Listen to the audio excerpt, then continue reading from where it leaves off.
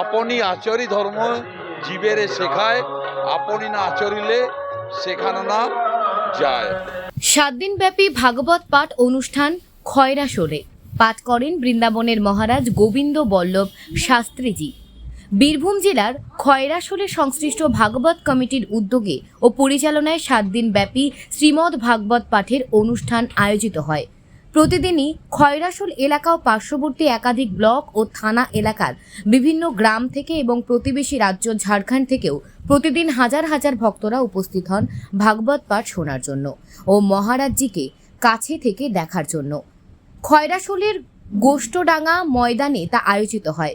সনাতন ধর্মের ভক্তদের ভিড় ছিল চোখে পড়ার মতো।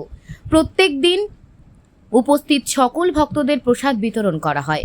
তাছাড়াও প্রত্যেক দিন জেলার বিভিন্ন প্রান্তের মঠ মন্দিরের স্বামীজি ভাগবত পাঠ ও পূজারীদের উত্তরীয় ও মহাবৎ ভাগবত গীতা দিয়ে আন্তরিক রূপে শ্রদ্ধা জ্ঞাপন করা হয়।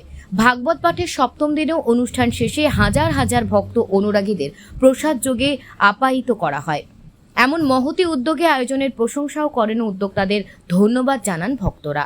যাবতীয় আয়োজন ও কর্মসূচি সুষ্ঠুভাবে সম্পন্ন হয়েছে বলে জানা গিয়েছে। বীরভূম থেকে মোহাম্মদ সফিউল আলমের রিপোর্ট, নিউজ প্রাইম টাইমস। আপনাদের এইভাবে যে সাহায্য সহযোগিতা করলেন, সেই সাহায্য সহযোগিতা আমরা পাবো এই বলে সকলকে অভিনন্দন জানিয়ে আমার প্রণাম জানিয়ে